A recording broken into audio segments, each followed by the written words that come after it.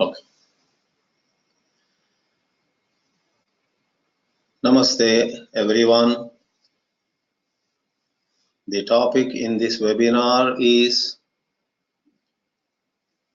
free will and destiny. Sometimes we look at it as free will versus God's will. Either way, free will, the freedom that we have to shape our future, is pitted against either our own karmas or the will of God. Either way, it is said, what you will go through life is not in your hands. The karmas that you have performed in the past, probably in past lives too, will have their own impact. They will control what you are going to enjoy or suffer, the promotion or demotion that you will get, rise or fall, and 1,000 things, both in mundane life and on the spiritual front, are decided by your past. Then it is said, it is God who has planned everything in your life. However, the most popular notion that people have is things are in our own hands. Very profitable workshops, motivational programs, and so on take place in this world on the premise that you and I, participating in a workshop of that kind, can change our ways and our future will be better. In fact, even your dentist will tell you that if you adopt some of his methods, some of the advice he has given, you brush your teeth in a certain way regularly, as you rise, as you go to bed. If you do this, then you will not have any more problems with your teeth. If you don't do those things, again you will have to come with an aching tooth and other problems. So, a dentist or the school teacher or a boss or your own family members, or why all of them? You yourself, 100 times in a day, tell yourself, I better change my ways. I better do this. Therefore, the sense of what we do decides whether we will enjoy or suffer in future is very strong in us. There is that popular saying, if you keep doing what you have been doing, you will keep getting what you have been getting. So you and I look at the issue and say, yeah, I must change. Popular books like, I often quote it, 7 Habits of Highly Effective People by Stephen Covey, talk about good habits. Be proactive. Don't wait for the situation to change.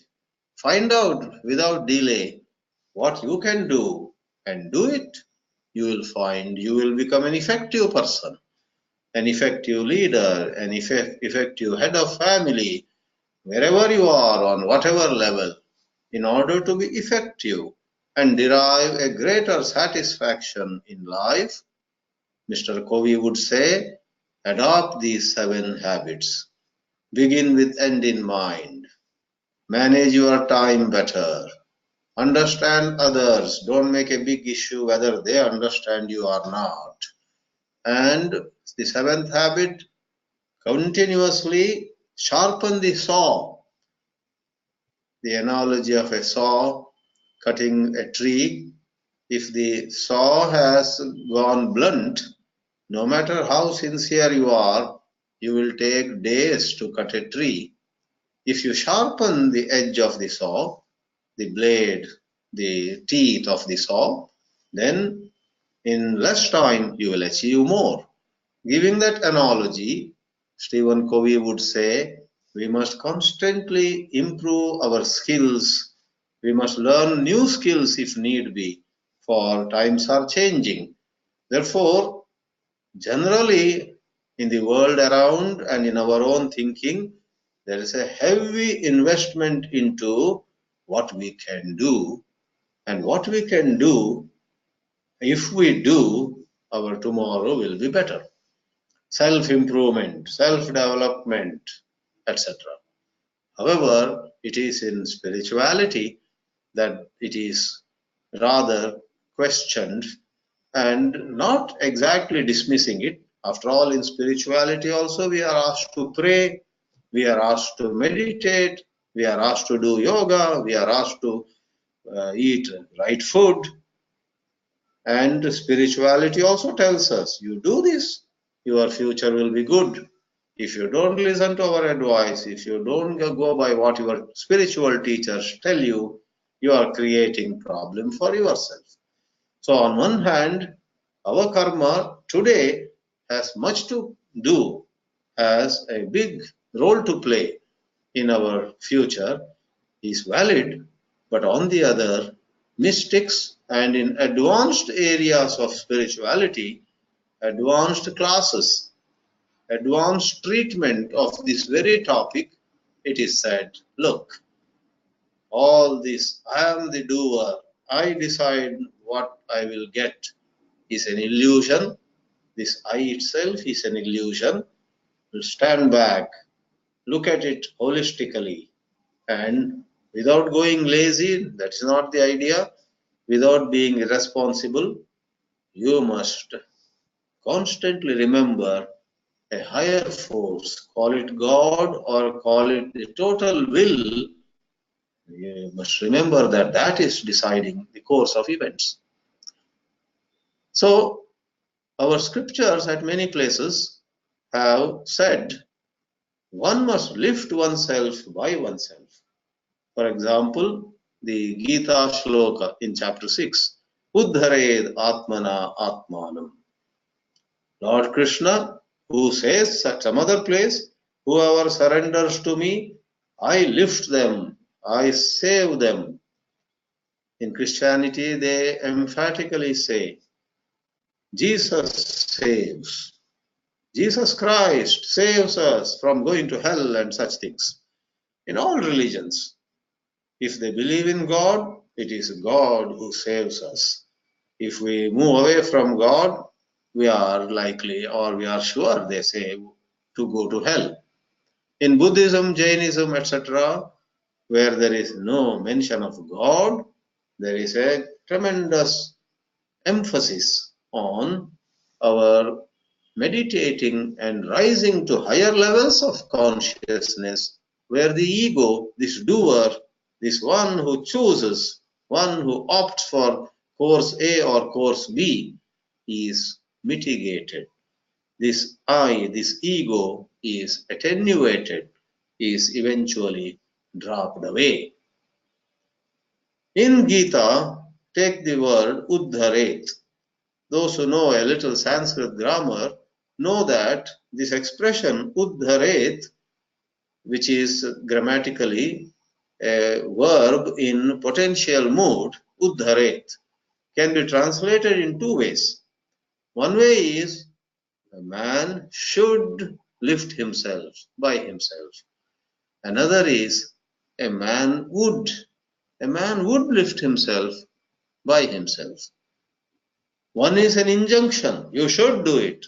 Another is a description. If you are mature, you would do this way. An intelligent person would constantly lift himself or herself. She would do it. He would do it. Why would she not do it? Why would he not do it? If an intelligent person sees there is fire in front of him, nobody needs to tell him, you should keep away from fire. If he sees fire, he would move away. So, uddharet can be translated in two ways too. One would move away if one is mature, and one should move away is an advice. So, I would present before you in this session a three-level model of where free will fits in, where God's will fits in, and where something even higher comes into the scenario. Call them level C, level B, and level A. On level C, it is all up to us. Pujya Swami Chinmayananda used to say, if you are going on a boat, and alas, to your bad luck, the boat has to go against the current of a river, don't lose hope. Come on, there is a motor on the boat. Turn it on. With the help of the motor, you may even go against the current and go pretty fast. Likewise, that motor is self-effort. You initially row the boat with your own muscle power, then you turn the motor on and you navigate your boat. Even though the current is against you, you get going in the direction of your choice. Swami Chinmayananda, in that wonderful and simple analogy, says the current of the river, which in this example is against the direction where you want to go, is like past karma. So he doesn't dismiss past karma. You and I are not on equal footing. All the souls have their own past karma. Some have a baggage of bad karma and therefore they get bad results. Some have a baggage, purva punya. This is said in philosophy. But now, when you put the motor, that is like the new action is capable of countering, sometimes nullifying the past actions.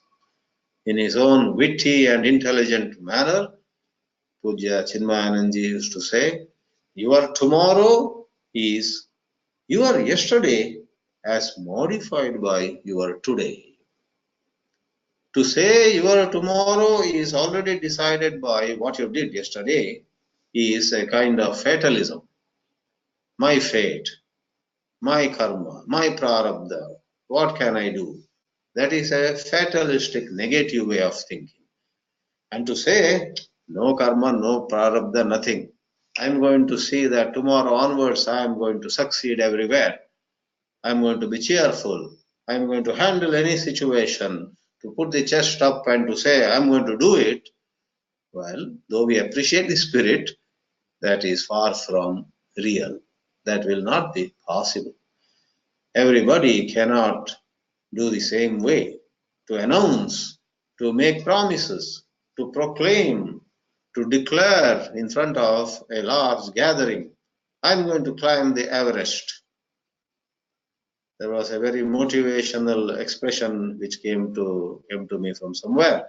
Somebody tried to climb the Everest and failed. Then he says to the Mount Everest, I'm coming back again, and mind you, I will achieve next time, because you are a mountain, you won't grow. I am a human being and I can grow. A human being who believes in constant self-improvement can say this, but then there's a good likelihood that this person may not ever succeed. Not all are made for that physical feat. Not all are made for very many mental or intellectual feats either. If you and I announce that what Einstein, what Newton, we are going to do something which will put Einstein to shame. We may not succeed in even understanding Einstein fully in this life. It is so complex, so difficult. But the spirit is to be appreciated. I'm not trying to throw cold water on somebody's enthusiasm. If somebody says, I will outshine all the scientists so far, or I'll outshine all the writers, all the speakers, all the singers, all the musicians, I will go higher than they did. Hats off to you. We appreciate your sentiment.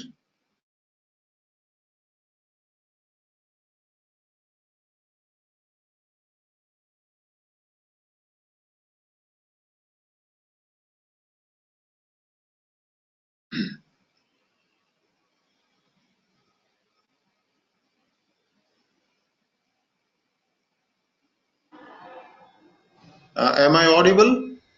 Yes, Swamiji, now you're audible. Okay, then let me see whether the picture also is here. Your picture also is okay, sir. Now it went off. Now it came. Yes, Swamiji. Okay, so temporarily it was disturbed. So level C, which is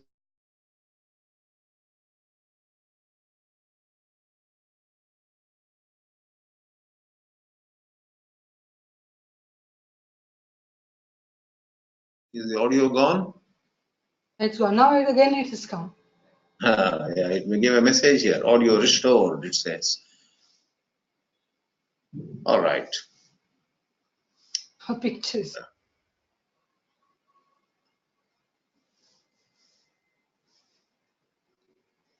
Maybe, okay. Level C, which we are very soon going to say is not the ultimate truth. Level B is a higher truth, and level A is the highest truth. All the same, it is level C where our Purushartha lies. So, very many teachers in the field of spirituality, very many guides and mentors, advisors in the material domain help us make every day better than how it was the day before. It has its own place.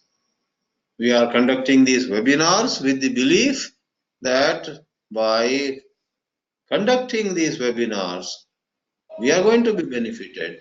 Those who participate are going to be benefited. So, if we do this, this is the benefit. We better do it well in time, in a nice way. It's a very valid point of view to be proactive. But then, what do we mean by level B? When we look at things more deeply, we find that this will or this sense of I can do things is actually not the complete truth. There is a totality, and in religions they have called that total will as God, will of God. Haven't you heard the popular statement, man proposes, God disposes? There are statements and statements, quotes and quotations. Somewhere else it is said, God helps them who help themselves. Shri Ramakrishna would say, put one foot or one step towards God, then God will come 10 steps towards you.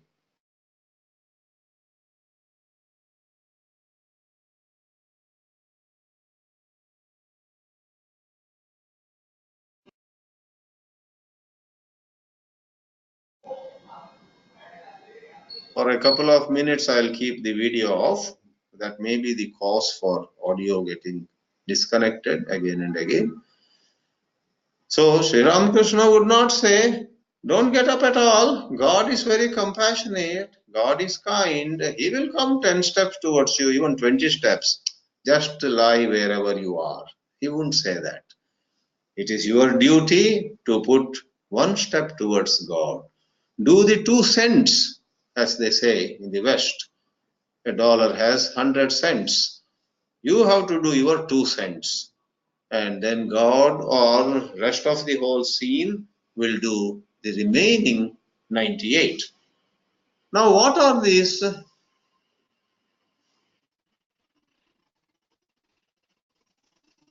What are these level B and level A? As we said already, upon examining the matter from various other angles of view, upon learning about how the universe functions, helped by various books of wisdom, we realize that there is indeed God's will. We also have to admit there is indeed the force of past karma. So, level B is where we say,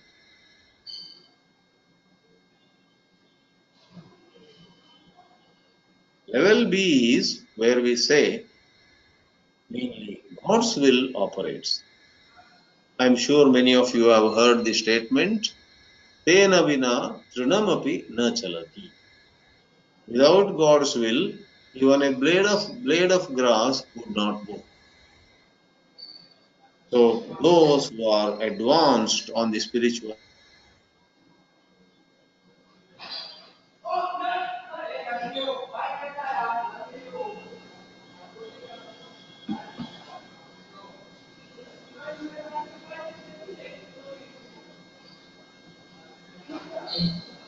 so I need not elaborate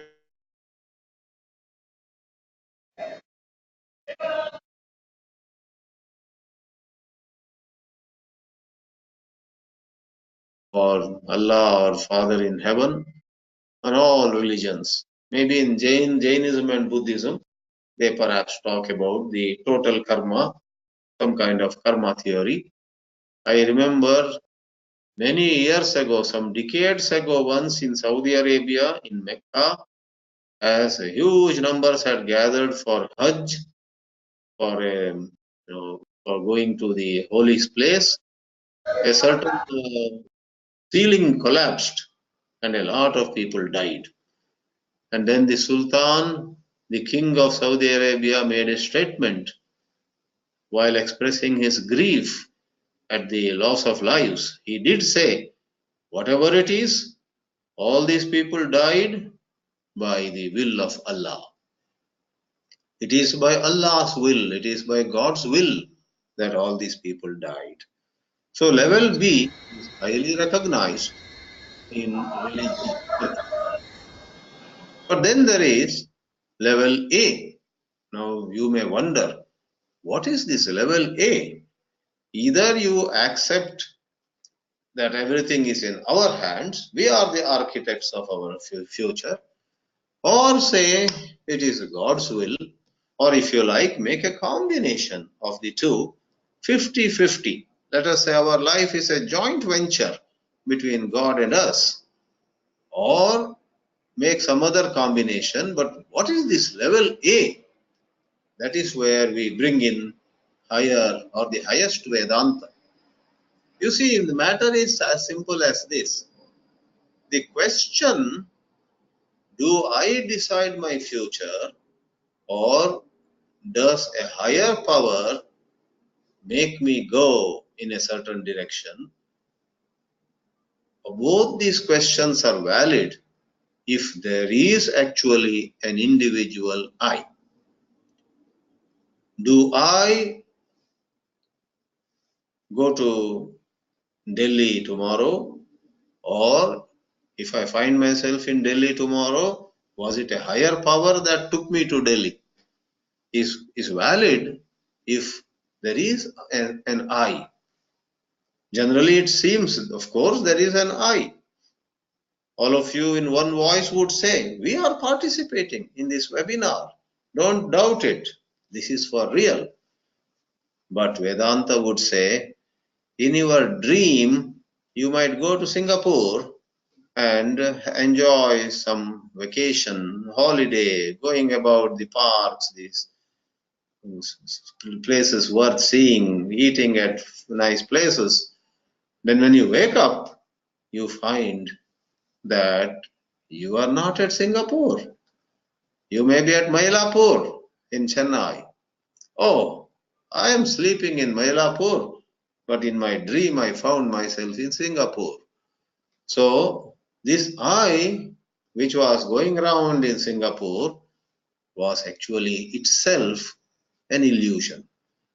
Ramana Maharshi would give the analogy of a radio of 1940s, when the radio used to be big, and two villagers who heard a song from the radio were wondering, our singer, whoever it is, the singer is sitting inside this box, and the villagers were arguing. One said, the singer inside has the choice over which song to sing. The other villager, the second fellow, said, no, the singer sitting inside this radio at this moment has to sing the song as decided by the radio station. He had read a little about what radio is. He knew that there is some radio station, and then the radio broadcasts or helps us listen to songs of variety. So the first fellow said, singer in the box decides what song to sing. The second fellow said, the singer sitting in the box has to sing as commanded, as ordered by the station. The truth here is, there is nobody sitting in the radio. You open the radio, you won't find a male singer or a female singer. There is no human being sitting inside. So this being the analogy, Ramana would say, if you go to a very high level of inquiry on the plane of that liberated consciousness, you find there is neither free will nor destiny, neither free will nor God's will. In Sanskrit, the words for God's will and our own effort are vidhi and prayatna. Vidhi is destiny, vidhi is God's will. Vidhi sometimes is a synonym for Brahma. That four-faced Lord Brahma apparently has decided how the life of every one of us should proceed. Some say something is written on our forehead. Some say something is written on our palm. Some others perhaps say it is somewhere in some records. Some Braghu or some Bharadwaja Samhita. All these beliefs people are having. I'm not here to justify or defend any of them. But the general belief is, it is decided by Vidhi, Chaturmukha Brahma. So Vidhi and Prayatna are face to face here. And Maharshi Ramana in Saddarshanam says, Vidhehe prayatnasya chakopi vadaha tayor dvayor moola majanatam syat vidhe prayatnasya cha moola vastu sanjanatam naiva vidhir-na yatnah. If someone were to come to know the ultimate source of both free will and God, destiny, etc., when we know that ultimate source, referring to Brahman, referring to the pure self, referring to that plane where there is no individuality, where there is no doership or enjoyership, where there is no kartrutva or bhoktrutva, Maharshi Ramana says, naiva vidhi na yatnah. There is no free will, there is no destiny. Typical of him, he pulls the carpet below our feet. This is for a certain philosophical appreciation for us as far as it concerns us presently. You may wonder, what do we do with this high philosophy? With such high philosophy, what can be done? We say, the high philosophy helps us always to broaden our outlooks. We are not going to say tomorrow, okay, I am not going to do anything more. If destiny or if some higher force wants me to do this or that, let it do. No. We are not going to become irresponsible. We will go ahead. We will do the best possible. But then, as we study philosophy, as we study the spiritual wisdom, a certain inner change takes place. We deal with life with more maturity. That is all that can be said, and therefore such study is never in vain. Such webinars basically change certain outlooks. If not in this webinar, maybe in another webinar. Or if not in this webinar series, somewhere else you listen to somebody. Then you say, oh, I never had this outlook. This is interesting, you would say. Therefore, let me conclude my presentation at this moment saying all these three are valid. Do not dismiss any of them hastily. Be true to yourself. If you are advising others, hey, don't do that, you're going to suffer, do this way. If to others you are telling that what they do decides their future, be true to yourself, don't apply another rule for yourself. You too, day after day, better examine what you choose to do and do that which is in line with your conscience. Therefore, being true to yourself, respecting the levels C, B, and A, level C of self-effort, level B of God's will, and level A, a certain transcendental state where both C and B lose their validity. But at this moment, we may not be at that level. Therefore, it's not good to pretend that, oh, okay, nothing exists for me, and so on.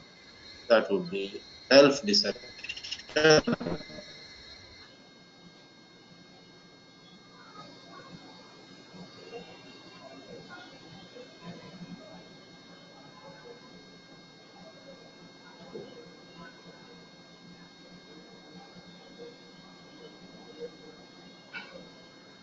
Okay. So let me see if there are some questions.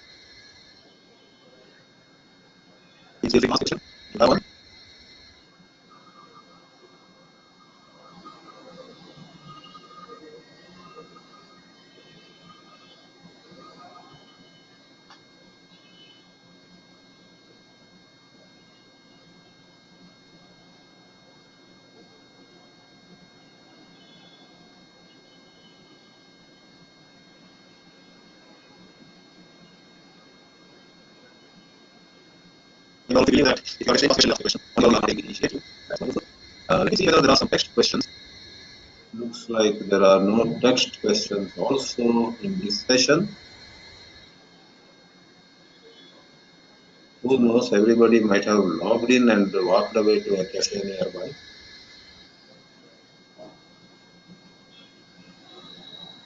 Or you are all there hearing the words, or there is some technical problem here. Either way, it is fine. Swamiji, there is question from Krishji. Okay, I see one by Naveen Rao. I begin with Naveen Rao. Self-muted. So I think Naveen has to turn on his sound. Now it is on. Yes, Naveen. Yeah, Swamiji, the way I understand what you're saying is karma, I look at it as a manifested one. Yeah. And God's will as unmanifested. Well said. And then Shri Ramana's outlook, it's a greater unmanifest. Well said. Using, well said. Yeah. So, or scientists say that it's a knowable, and then unknowable, but still can be known, and then something cannot be known, right. Like matter, dark matter and dark energy, similar things like that. Beautiful. Beautiful. Okay. Yeah. I think everywhere we come across this hierarchy. Maybe, there was a time when people didn't know even the laws of Newton. Yes. They had their own explanations. Then there was laws of Newton.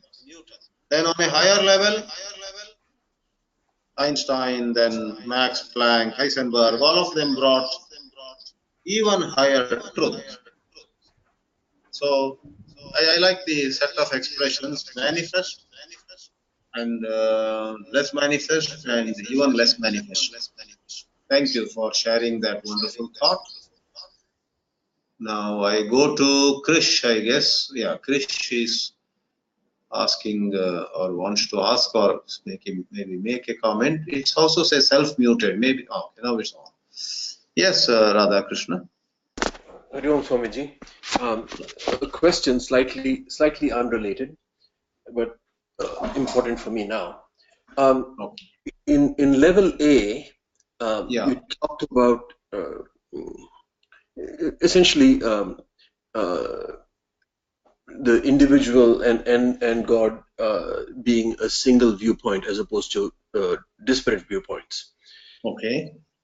In searching for who am I, to appreciate level A, it is helpful, rationalization is helpful in calming down the mind. You can rationalize that thoughts build an ego structure, and ego is not I. You can rationalize that the physical body is really part of the universe and not an individual I. But Right. just in terms of exercises, but there seems to be a strong I that is neither a thought nor a body, that rests in the heart. Okay. What is that, and how do we think about it or contemplate about it? A strong I in the heart. Which is neither the mind nor the body. Wow. Yeah.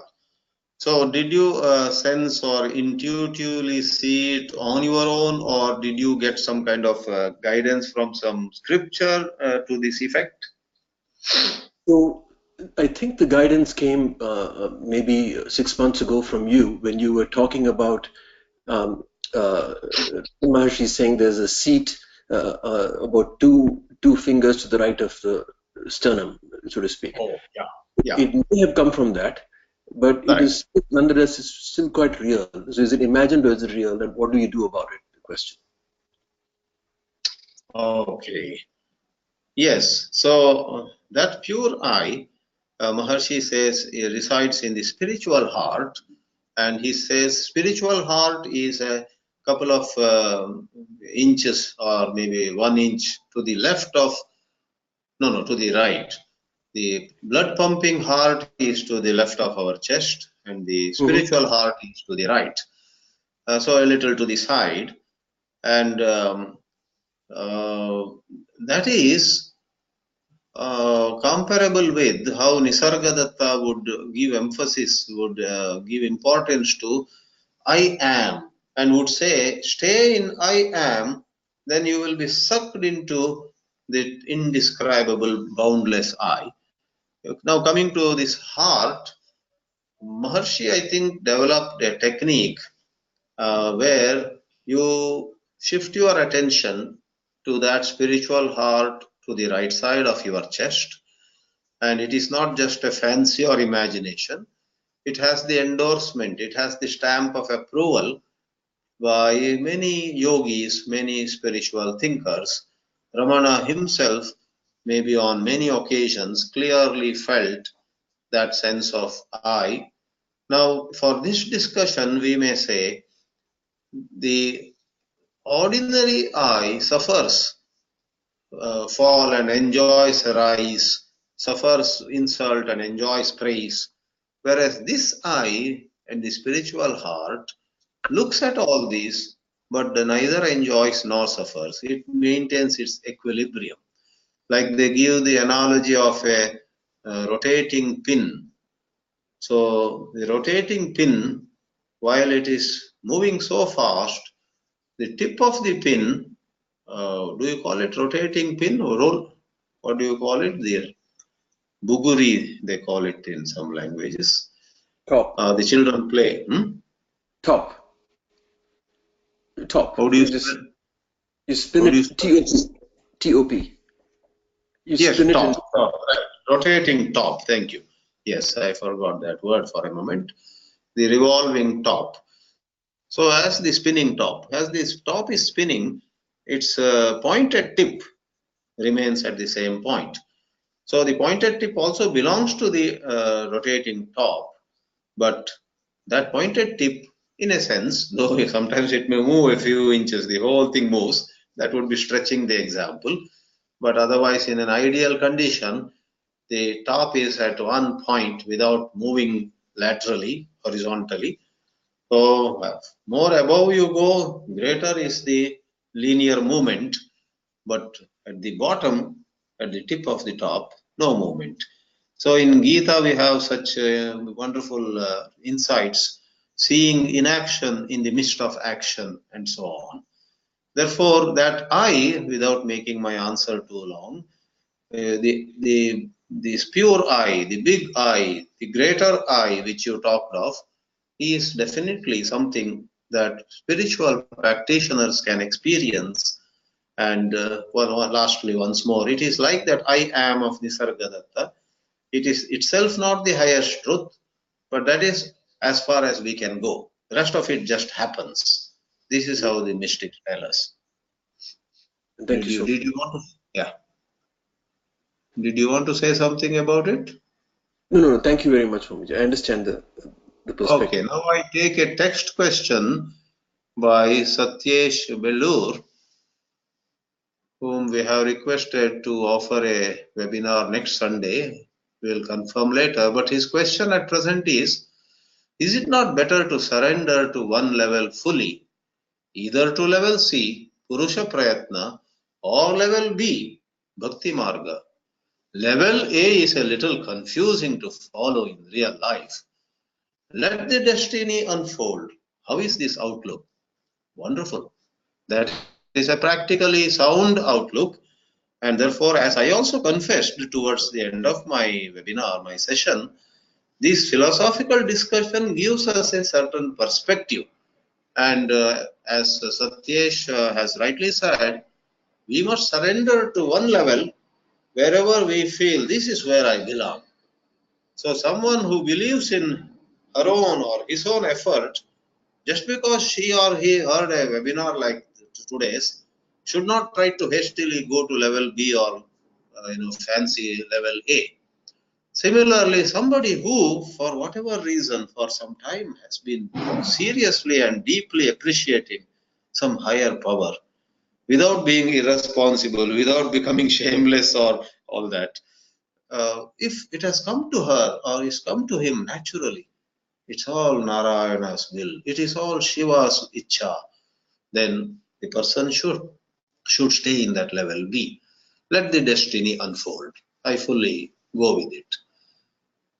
Now, I think that last part, let the destiny unfold, is asked by Gargi Dikshit.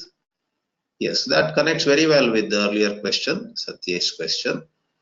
Let the destiny unfold, but these philosophical studies help us to appreciate whatever is unfolding. Whatever is happening in our life, sometimes we get very puzzled and even baffled, and maybe we are unable to come to terms. But to understand this, okay, this is how destiny is taking me, to understand, to come to terms with it, to be at peace, in spite of our failure, in spite of getting insulted somewhere, in spite of our near and dear ones no more respecting us, all such things can happen in our life, right? In order to have a certain inner peace and revive ourselves every day is most desirable. So I agree with you. This outlook, let the destiny unfold, is wonderful. It should not be an escapism that everybody should double check. By saying, let the destiny unfold, am I escaping? Am I becoming lazy? Am I becoming laid back? One should examine, and honestly, if it is so, one should shake oneself from that kind of tamoguna. Now, Vijayalakshmi Bangera says, I think the truth lies between Aham Brahmasmi and Krishnarpanam. Well said. In other words, Aham Brahmasmi is level A, Krishnarpanam is level B, and Vijayalakshmi proposes that the truth is somewhere between level B and A. Yes, if that inspires you, that is the truth for you. In my webinar, I have said all these are truths. In a manner of saying, the rainbow also is true. You and I enjoy the rainbow. But as a physicist would say, water drops are the truth. Rainbow is an illusion. Though it is an illusion, it is what makes everybody so happy. Therefore, well said. It is truth lies between Aham Brahmasmi and Krishna Arpanam. Why not? We can look at it that way. Looks like the text questions are over. Now, one last time I will check whether somebody wants to ask a question orally. Looks like there is no hand raised. Organizers, do you see any?